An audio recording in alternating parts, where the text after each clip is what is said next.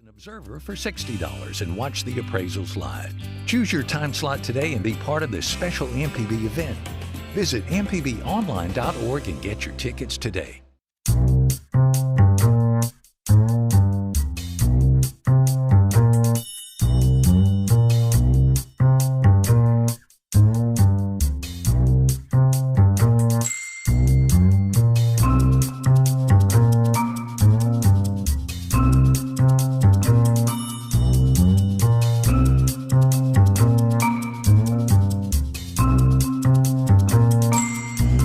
Good afternoon and welcome to Deep South Dining on MPB Think Radio. Malcolm White, Carol Palmer. People might wonder what's up. You think? It's International Lebanese Day here on MPB. But we got a couple of friends in the house. But Carol, how are you today? Malcolm, I'm really, really good. You're Thanks. good. That's important. And you? Great. Did you cook this week? Yeah, I did, but let me tell you something. I went to the Jackson Food and Wine Festival. We tried to get in last year and this year with our show to have it set up on grounds. We never could. This year I read they'd added a third day, so I said, well, I'm going down there and see what this is all about. So I read that it opens at 3 o'clock on Sunday afternoon. So I go down there, park my car, get in line, get up to the front, and like a 75-year-old, I've got a credit card in my hand. And the lady says, "Oh no, sir, we don't take credit cards. You got to go online and buy a ticket." Oh. And I said, "Oh, okay." It's modern now. So, well, again, so she says, "Step out of line and go look on our website and get yourself a ticket." So I do that. And it takes me a while. First I get up at the Santé. I land on the Santé Wine Festival page. That's the wrong place. The wrong joint. So I find the right place. I scroll down. It's ticket for Friday, no. Ticket for Saturday, no. Ticket for Sunday. Here we are. I click. Nothing happens. I click again. Nothing happens. I go back over, wait in line, get back up to the lady, and I said, I can't seem to make this work. She said, well, hold on just a minute. And she brings some guy over there, and she says, this guy's having a hard time buying a ticket. And he says, it's sold out. Well, I hope you got in. I did not. With that, I whirled about and went and got my car and went home. Really? So maybe next year, maybe next year. All right, in Mississippi and throughout the South, Lebanese immigrants, they don't just bring the food. They have reshaped Southern cuisine, one kibbeh at a time. Today, we are talking Lebanese food and culture with two notable Mississippians of Lebanese heritage, Chef Alex Eaton, and Deep South Dining's own Lebanese breeze, Joe Sherman. Welcome, gentlemen, to the show. Thank you. Glad to be here. Thank you very much. We've been, Carol and Joe have been working on this concept show for a while, so man, we're glad it landed today. We are too. Well, we'll tell you, Malcolm, you're going to be away, and when you're away, Joe and Carol will play on the show. And so we started thinking about Alex, and we were texting each other for days, and to find out he's in Costa Rica. It's a great place, but you needed to be here. Yeah.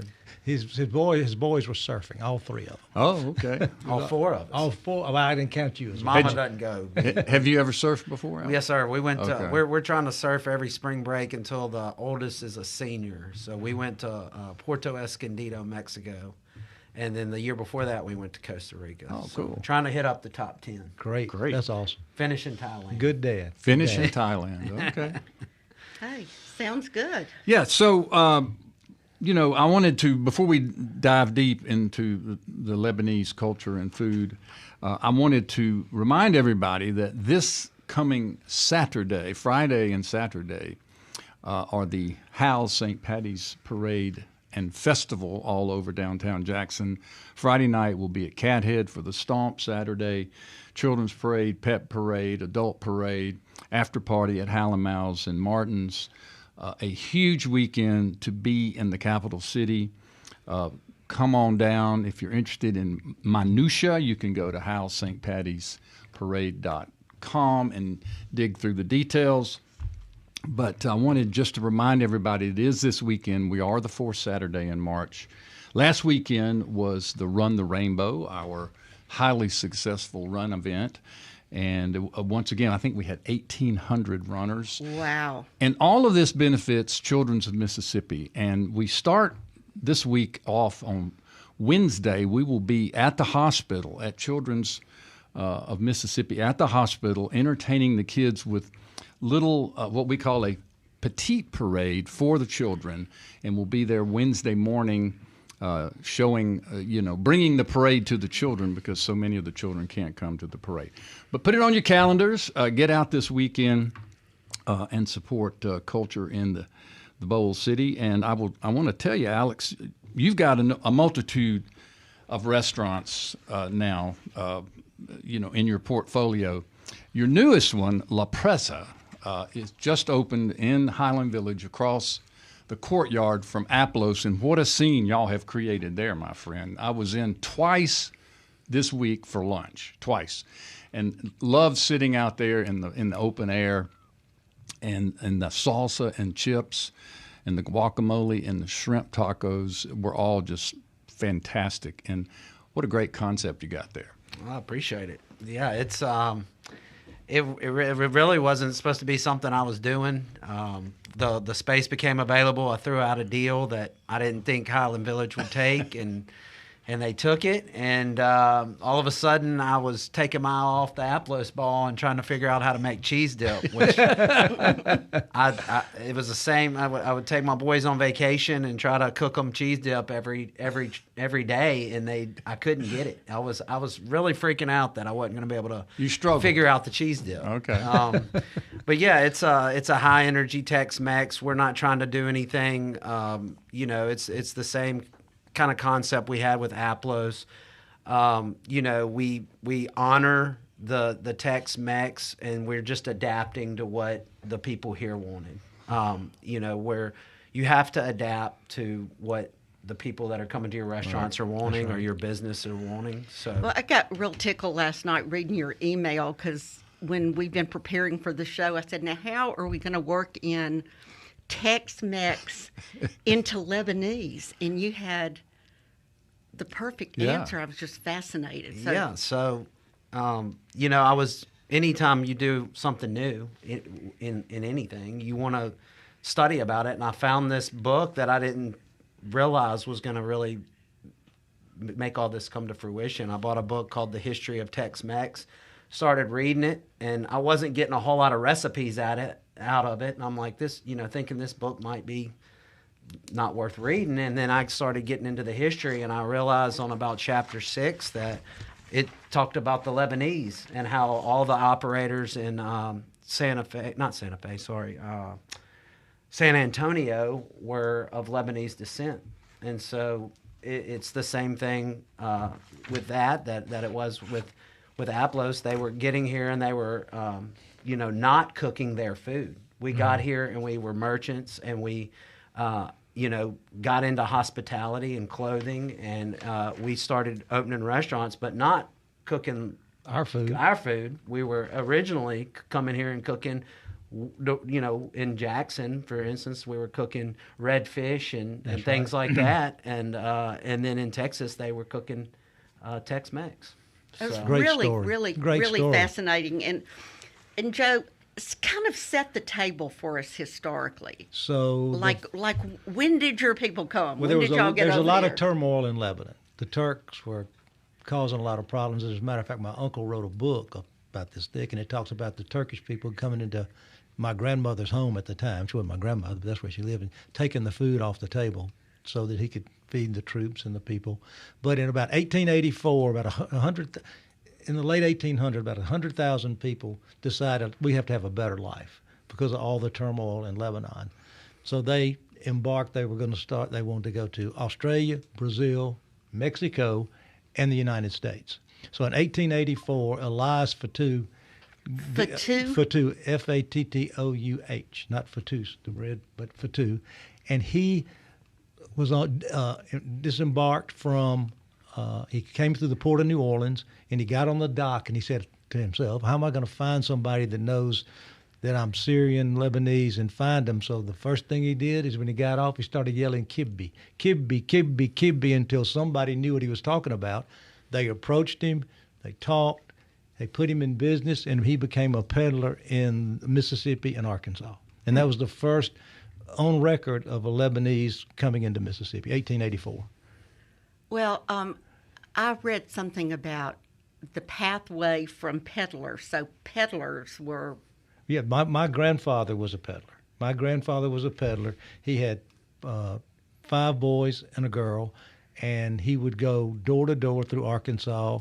He came through Mexico, and my grandmother came through Ellis Island. They got married in 1908 in Hattiesburg. Then they moved to Lake Village, Arkansas, and he was a peddler, and he pulled a wagon, and he was selling sheets, pillowcases, and things like that. Finally, the kid said, "Papa, why don't you get a horse?" He said, "Who's going to eat? You or the horse? Y'all both can't eat." So he was a peddler. And then all of my uncles, grocery stores, men's clothing store, shoe store, restaurant, lumberyard. So they were all merchants. I tell the story of my dad. He had a grocery store, and in the grocery store he had what we would call, I would call it a cardboard easel that was at the point of sale. So it was for point of sale, and they had these wallets on them, and the wallets were $1. He'd had them two weeks. Hadn't sold the first one. So Dad said, "I got a great idea." He put a $5 bill in every one of them, marked them up to 6, and sold out. So, where there's a will, there's a way. So yeah, Joe, since your career has been in retail and sales and macro age, that's right. Carried the tradition. What about your family, It's Alex? the exact same. My mom's side came through New Orleans, and they ended up in White Castle, Louisiana. So some Lebanese Cajuns, which was an interesting food. And then my grandfather's side came in through Ellis Island, and they opened fruit carts and vegetable carts off of High Street and Ferris Street, and ended up with a restaurant. He lived over by Cathead, I found out. Really? And then my grandfather worked for S. N. Thomas Sons, and my great uncle was Ayoub's of Canton, which was a clothing store. Yeah. But an interesting fact is when they came in through Ellis Island, they couldn't understand what they were saying. They were saying, "We are Ayoub, Ayoub," and they ended up just slapping them with IUPE, which there's no P in Arabic. So I actually went to Beirut, and I talked to a guy in Germany, and we got done talking. He looked a lot like me. And I introduced myself, and he said, "My name's Ayoub." And so somehow I might have sat by my cousin on the plane to Germany. So when my grandfather came over, my paternal grandfather, he came over, and his name was Deeb Charmoun, Charmoun, and they changed it to Sherman. So you're a Sherman. They changed their names all up. So they came and changed, and so he goes by Dave Sherman. So that's how we got Sherman from Charmoun. We were our spelling was very close to Shafiq's in Clarksdale at the Rest Haven. The spelling of the word, yes. All right, we're going to take a break. I'm going to remind our listeners that we are live from 4 to 5 every Monday on MPB Think Radio. You can live stream us on YouTube if you want to get a good look at Joe's hair today. It always looks really good. Today it's particularly poofed and looking sporty. If you want to talk to Joe or Alex, it's toll free. It's 1-877-672-7464 if you want to add to the conversation about the Lebanese immigrants arriving here in our part of the world. We'd love to have you join the conversation, but otherwise we'll take a short break. Be back with more Deep South Dining on MPB Think Radio.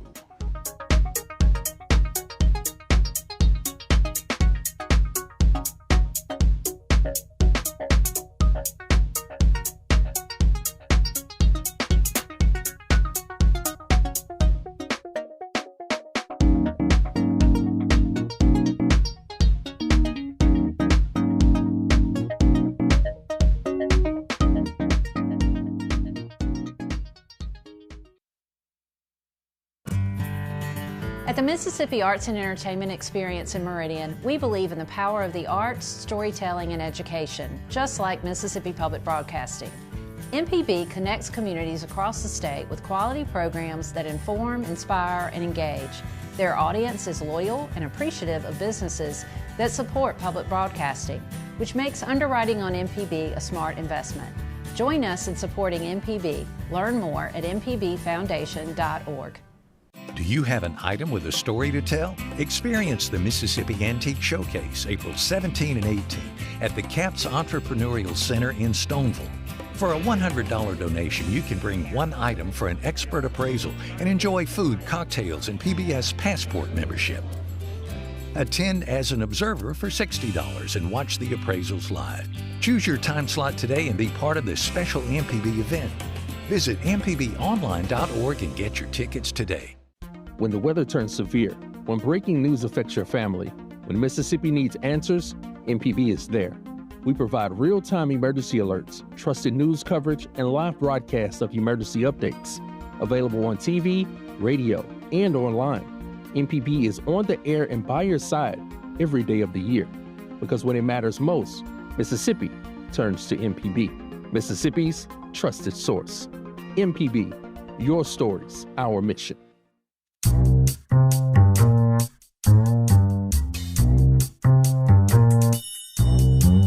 Welcome back to Deep South Dining, right here on MPB Think Radio. Malcolm White, Carol Palmer, Joe Sherman, the Lebanese Breeze. I breezed on in. And Brother Alex is also in the house. That's right. And we appreciate y'all joining us today. On the short break there, I got two texts, both saying that they thought they could get me in the wine and food festival next year. I thought you meant today. So, I got a year to work this out. Maybe in year 4 I'll actually get in the gate. That's funny. Hey, I got a few texts myself.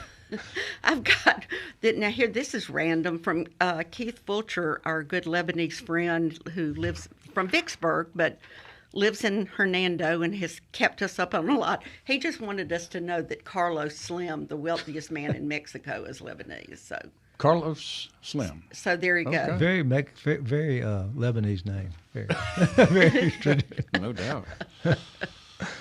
All right. So, Joe, when you and I were before we went on the air, you and I were sitting out front, and we were talking a little bit about kibbeh. And I told you that someone said to me that the measurement for the amount of olive oil they used in their kibbeh was a thumbprint of olive oil. Alex, have you ever heard that expression? That's how we served it. A bunch of thumbprints and fill them in. Okay, So now Joe had his own take on this. What we do is we make a cross with this part of the hand and this, and pour the olive oil in there. And it kind of blesses the day, blesses the family. And whenever we make raw kibbeh, the boys do it. So we got 2 crosses. Look like the highway signs. We just need to add one more. There was always some sort of design. Yeah, always. So this is for the raw kibbeh. Right, Yes, right, exactly. So you're both raw kibbeh families. Yes, ma'am. Definitely. Oh, yeah. Oh, 100%. I still make it for people by special request. This raw kibbeh right here was phenomenal. We ate our plate at this dinner he had, and we took, between us and Patrick Malouf, nobody had any left. Those that love it. So. Yeah. And it's and some people like it cooked or baked. Or fried. You always baked it the next day. Yes. That's what we did. Right. We'd finish up and then bake it that night and have it the rest of the week. So. Well, I remember, don't you have your father's or grandfather's kibbeh grinder? I've got his meat grinder. I got my dad's meat grinder, 75 pounds. And it's not easy to move. It's not easy to move around or store, exactly. And what's so funny is when it used to be in the storage room at the house, and every time somebody would ask my father where something was, he would say, "It's under the meat grinder. It's above the meat grinder." It was to the left of the meat grinder. The meat grinder was the spot. Okay, so Alex, tell the uninitiated out here in Radio Land, what is kibbeh? So kibbeh was probably made with goat or lamb. Exactly. But here in Mississippi, I don't know about y'all, but we make it with ground beef, usually sirloin. It's got to be really fresh, really cold. You would go to the meat markets around here and let them know it was kibbeh, and you would show up and get it the day they grind it. It'll be the first grind. Right. And you would want it really lean, and then you take bulgur wheat, sometimes number 1, number 2. That's the different sizes. Up to, I think it's a number 4, but I think it's a number 1. And you soak it in just lukewarm water, and then drain it. And so what you would do is you take your kibbe and the bulgur wheat and you mix it together with the onion, grated onion. It has to be grated.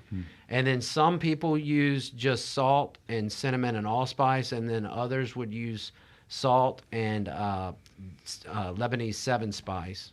And then obviously there's probably a couple other ingredients depending on family that could be different. But that's pretty much the gist of it. You always had to kind of make it towards the color and then finish it with olive oil and serve it with some of this bread. You put on sumac. Didn't you put Yeah. sumac on yours? Yeah, that put a night? little sumac in it. Yeah. Where does one come across sumac?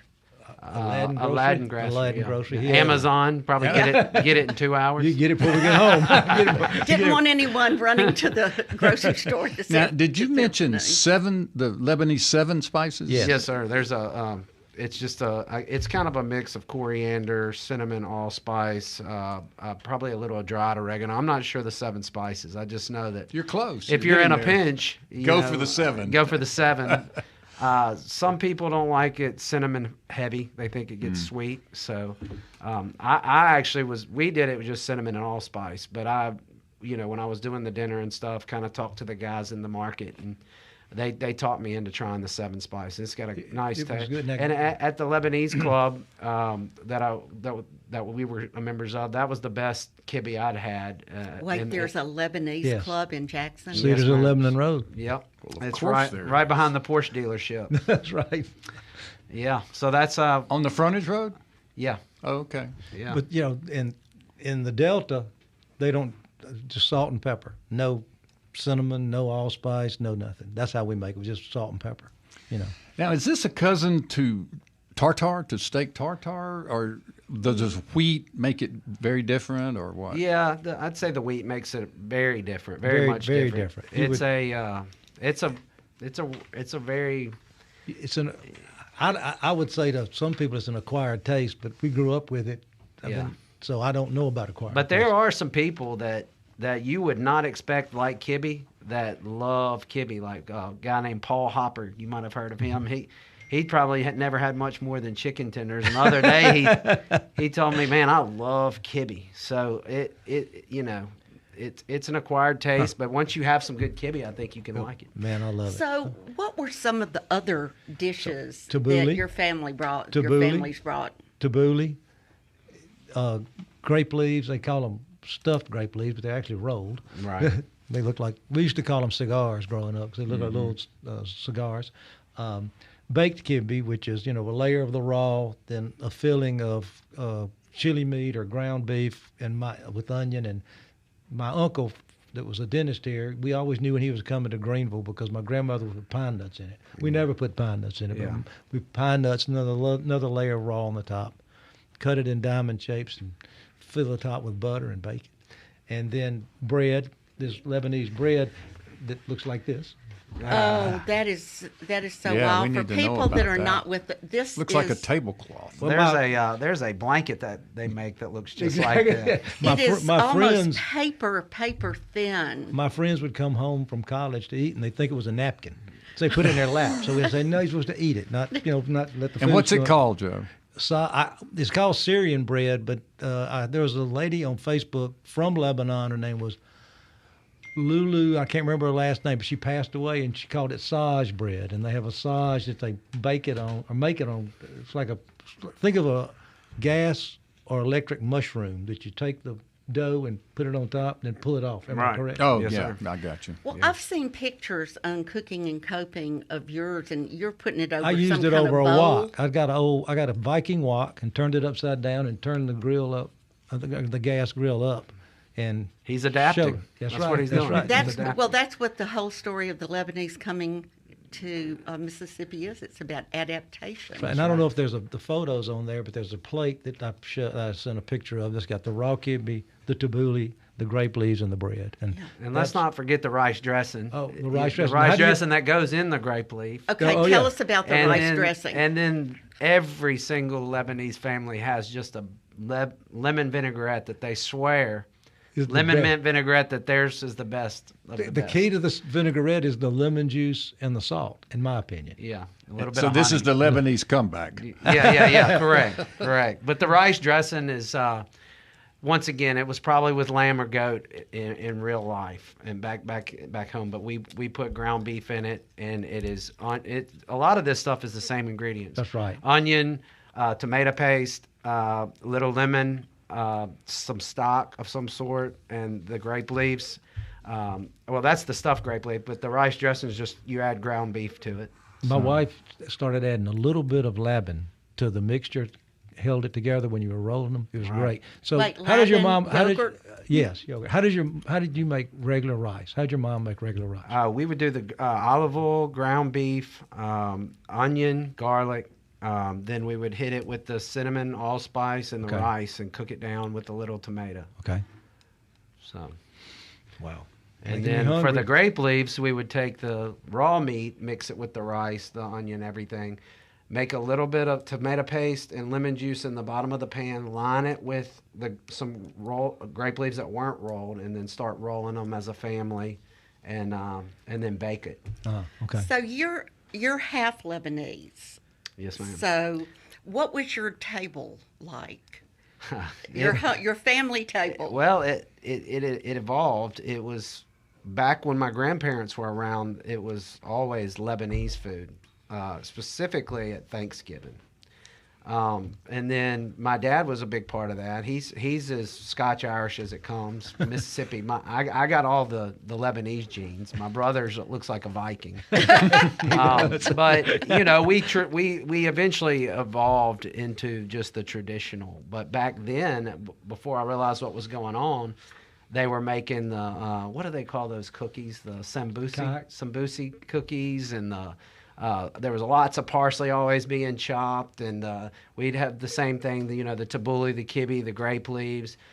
We would have turkey and ham, but it was definitely the kibbe came out at the holidays. Exactly. We had it every Sunday, and then we have it every holiday. I was pulling out what we had for Easter last year.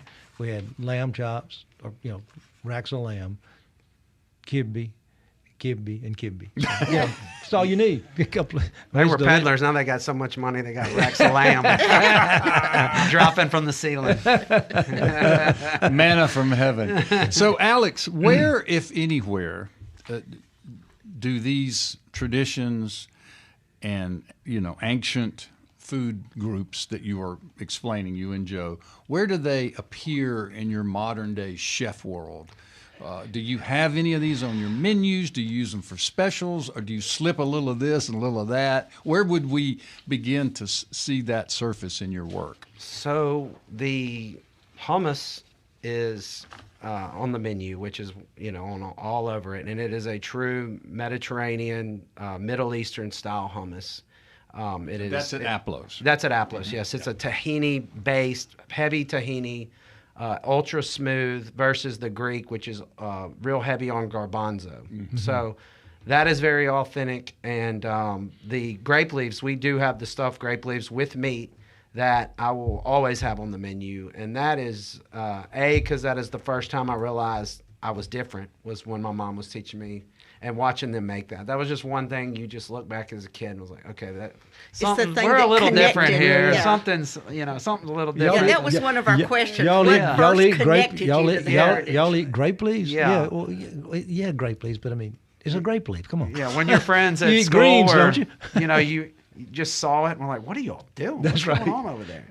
But the way I describe Aplos is that it is inspired by Lebanese and Mediterranean, but it is adapted to the modern world, and that is, we're super.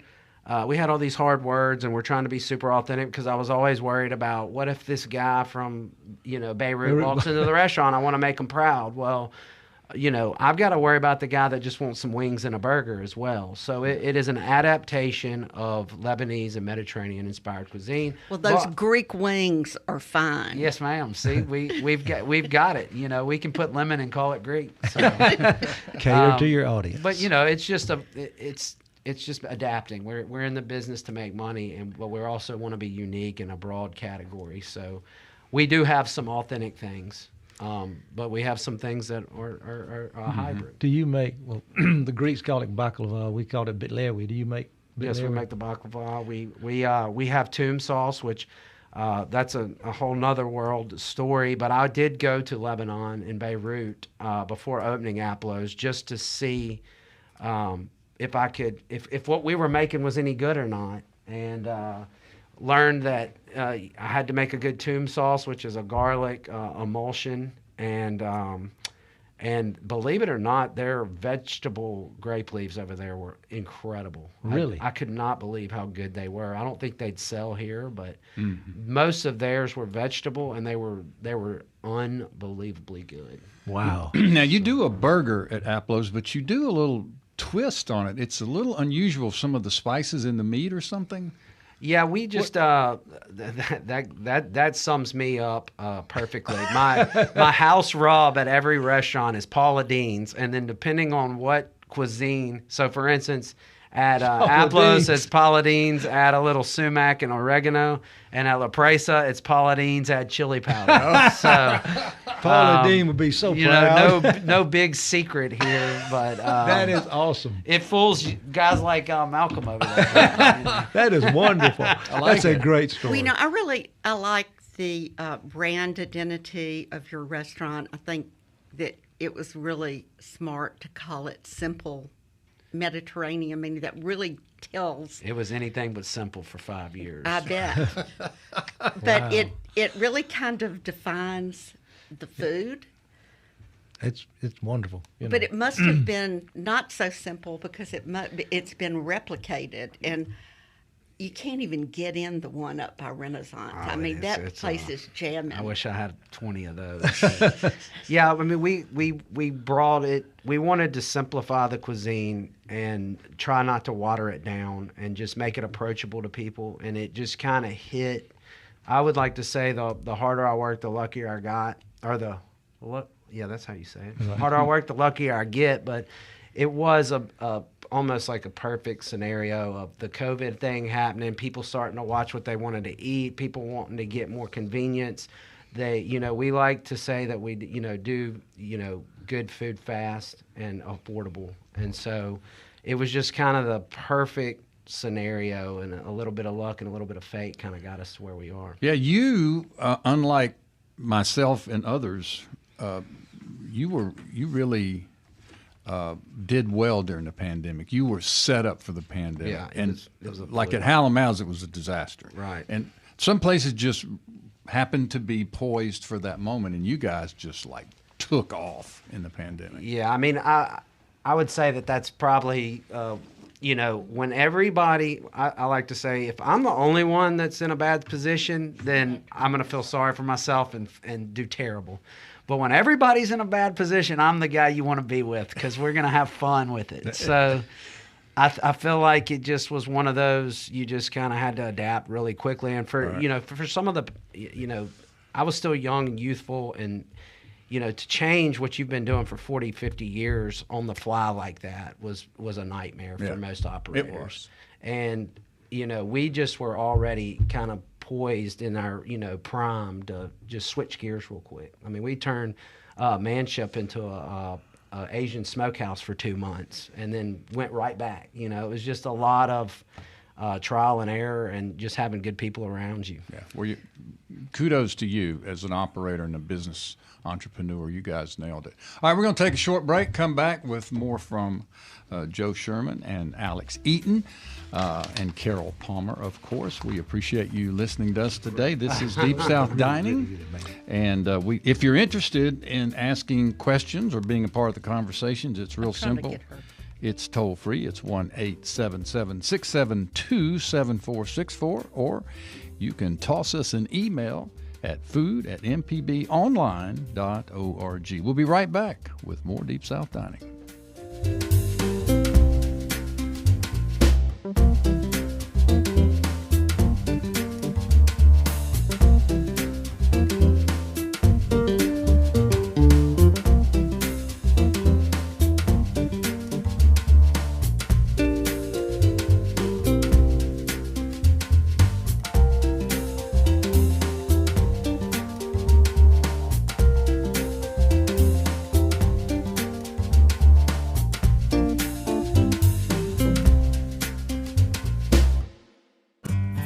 Support for At the MPB comes from Mississippi the Arts Mississippi Arts and Entertainment Experience in Meridian. We believe in the power of the arts, storytelling, and education, just like Mississippi Public Broadcasting. MPB connects communities across the state with quality programs that inform, inspire, and engage. Their audience is loyal and appreciative of businesses that support public broadcasting, which makes underwriting on MPB a smart investment. Join us in supporting MPB. Learn more at mpbfoundation.org. Do you have an item with a story to tell? Experience the Mississippi Antique Showcase April 17 and 18 at the CAPS Entrepreneurial Center in Stoneville. For a $100 donation, you can bring one item for an expert appraisal and enjoy food, cocktails, and PBS Passport membership. Attend as an observer for $60 and watch the appraisals live. Choose your time slot today and be part of this special MPB event. Visit mpbonline.org and get your tickets today. When the weather turns severe, when breaking news affects your family, when Mississippi needs answers, MPB is there. We provide real-time emergency alerts, trusted news coverage, and live broadcasts of emergency updates. Available on TV, radio, and online. MPB is on the air and by your side every day of the year. Because when it matters most, Mississippi turns to MPB, Mississippi's trusted source. MPB, your stories, our mission.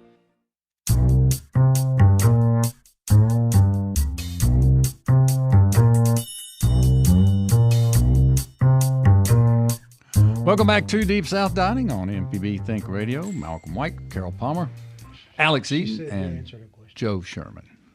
We're here. What's up, buddy? Not much. This is great. Love it. Yeah. I like talking about something I know about. You know about a lot.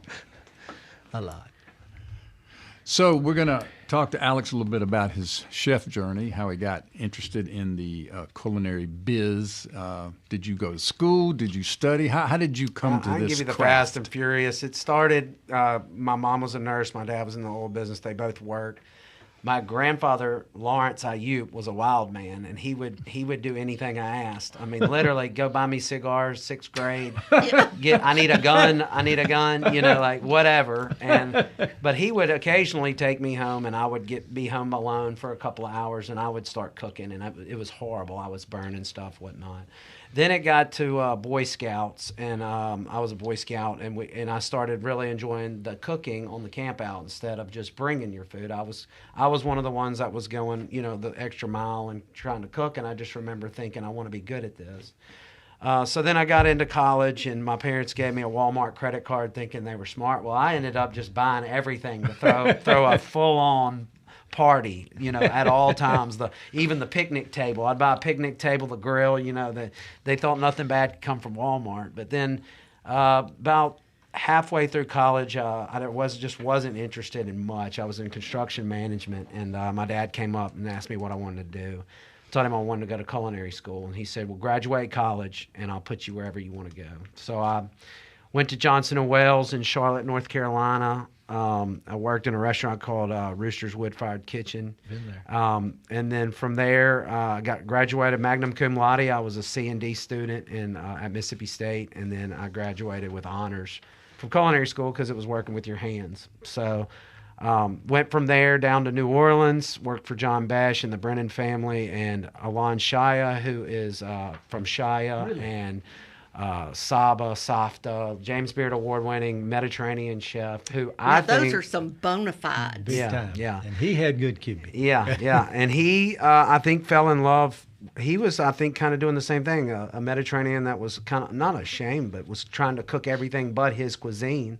And then I think I was with him when he realized that I should try to cook my Israeli food and so he got into that, has been very successful with it. His hummus is probably some of the best in the world. Exactly.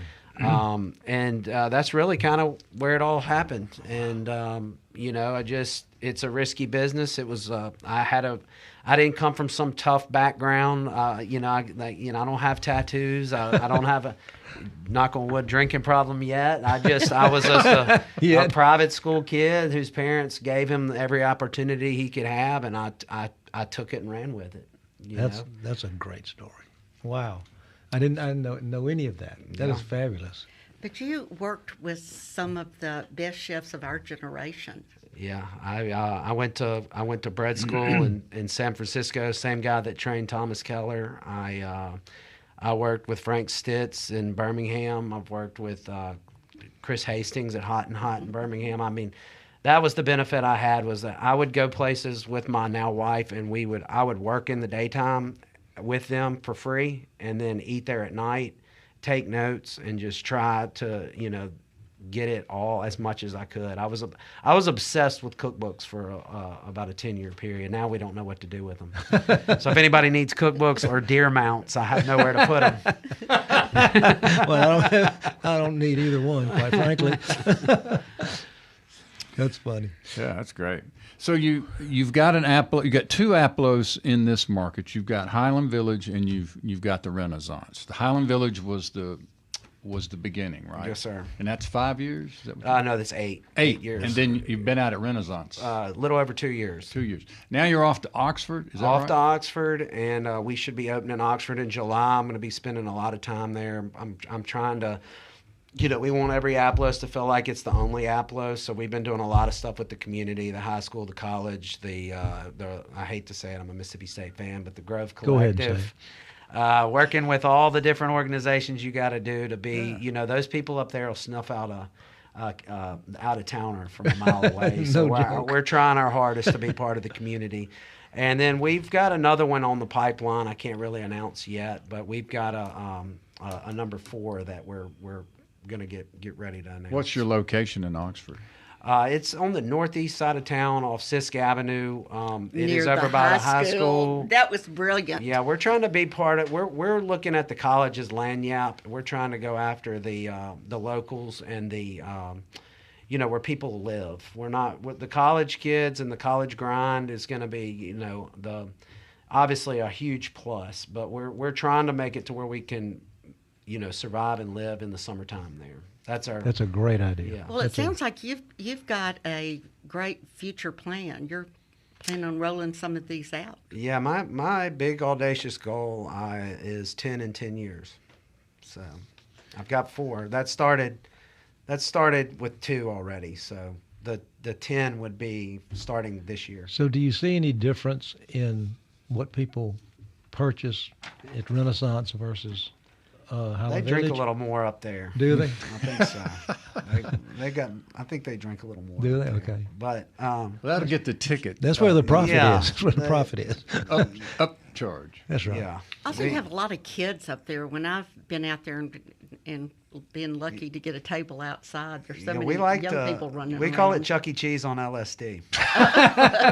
On a Friday, Saturday night, it's pretty wild up there. It's especially the one in Jackson now with the La Presa right there. I mean, you can sit out there and people watch pretty good.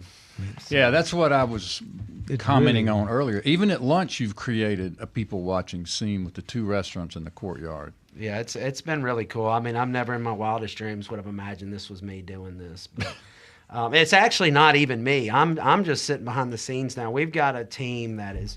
We spent a lot of time putting in the Eisenhower principles this past year, which is who, what, when, and who's doing it and when. And the whole organization is called on, and it is really a force to be reckoned with. The way people have gotten the owner mentality that are working with me is unbelievable. And not to mention, the restaurants are super profitable, and it's great to see people making a lot of money.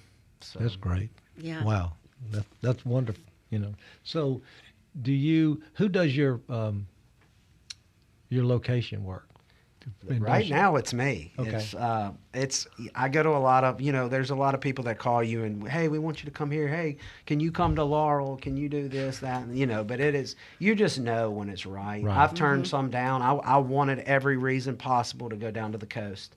I looked at multiple locations. My wife's from down there. I want to get on a center console and have a reason to go fish down there. I just cannot figure that place out. And so until I figure it out, Oxford was a pretty good out-of-town location to try just because we have we do have 8 years of Applos eaters there that are in school. We've got about 10 employees that were seniors last year at Applos Ridgeland that are going to be working for us there. We've got a couple that are going to move from here So we should, in theory, be able to provide the same vibe and service that you get here or there. It's just scary. And anything worth doing is going to make you lose sleep at night. And we're trying to find a local to be the GM because of the ebbs and flows of a college town is different than in this town. But there is no magic. There is no magic person in the background looking for them. It's me, but eventually I'd like to find someone to help me with that. So, but yeah, I've recently been able to get a lot of stuff off my plate and look at things with a better lens. Gotcha. That's great. So for both of y'all, when you travel around Mississippi, are there Lebanese restaurants or Mediterranean restaurants you enjoy? Well, I love the Phoenicia in Ocean Springs, and I love going to the Rest Haven. Yeah. We used to, Malcolm and I were talking, he asked me, was kibbe on the menu? I said, well, raw kibbe is not on the menu, but you can call ahead Paula, and she'll make it. If you call her ahead. At the Rest Haven. At the Rest Malcolm, you Haven. did a documentary on Rest Haven. Yeah, I did a little some short years film. ago. Yeah, I did. That was a lot of fun. I called it Kibbity Cornbread. Kibbe cornbread. As we talked about earlier, the terrain and the climate and the things about Mississippi is one of the reasons that the Lebanese people, decided to come here. And there was opportunity because we were, they were all peddlers, and there was an opportunity at that time during that time period. And a lot of those people have gone on to do bigger and better things, but had to have a start. Glad they're here. How about you, Alex? Alex? I will say that I forget about this restaurant, but this was one of the major turning points in my journey to wanting to do this type of cuisine. Was Lebanon Cafe in New Orleans, off of St. Charles Road. No, off of Carrollton, over on the west side of town, on the Horseshoe, on the west side. It's called Lebanon Cafe. They have the shawarma off the spit. It was one of the best hummuses ever been to. It's nothing fancy, but it's a Lebanese man, and it was some of the best Lebanese food, and it was simple. I think that's actually why I came up with the name Aplos, was I said, what's the Greek word for simple? Because this food is just a few ingredients. It's tomatoes, cucumbers, lemon juice, the little wheat. Making me hungry. It's clean, it's chicken, and so that was I used to go there, me and my wife, we would go there when I was working, and it's just such a simple food, and to find a place that's doing it authentic like that is really good. Hey, Mal, you ever been to JT's Falafel and Kebabs in Corinth? I have not. I was reading the reviews. There were like 300 reviews. It's been there for decades. We need to put that. I'll put that on my list. That's thanks to Keith Fulcher, who actually called each restaurant before he goes to find out where the chef is from. He said, because the spices are different. Some of the chefs from Yemen, from Jordan, from... There's some good from stuff Paula at the lady at Foxtail, the chef at Foxtail, is doing some good stuff. She's Lebanese. Is she? She is. Yeah. Hadn't been there. And Mediterranean Bakery and More is in South Haven, and it's supposed to be really fantastic. It's You got a nice grocery, list too. there, Carol. I do. I've been studying, and another one is Levant Mediterranean Grill in Tupelo. Levant. Yeah, the cook is Lebanese. And then we need to go to El Pasha in Meridian. Heard good things. Yeah, heard good things. We'll be there. Maybe we should take the show on the road. That's We right. are There you taking. go. Speaking of which, we are taking this show to Meridian on April the 11th. Oh, cool. For Sip and Savor. Sip Are and you going to Savor. be We'll there, Alex? I will not, but we will be there. Well, I was going to say we could all three go eat Lebanese. We will be there. I think we're going to be there as La Presa. Okay, La Presa. Well, I was, kind of prove Alon the will be point. there. Alon Shah is the Shah? headliner. That's right. Oh, wow. So Oh, if you meet him, ask him about Alex. He still keeps up with me. Really? So, yeah, he'll Man, be there. You're important. Yeah. All right. Well, we want to thank our guests, Alex Eaton and Joe Sherman. And the next time you see kibbe on a menu in Mississippi, just remember it's more than a dish. It's a story of migration, adaptation, and community told one bite at a time. Gentlemen, thank you so much for Thank your time you. and for being here and sharing your life with us. Yes, sir. Thank you very much. All right. Deep South Dining is a production of Mississippi Public Broadcasting's Think Radio, and we are funded by generous contributions from listeners like yourself, and we thank you. For our guests, Alex Eaton and Joe Sherman, And my co-host, Carol Palmer, I am Malcolm White saying, please stay tuned for At Issue up next. And join us next Monday at 4 p.m. for more Deep South dining.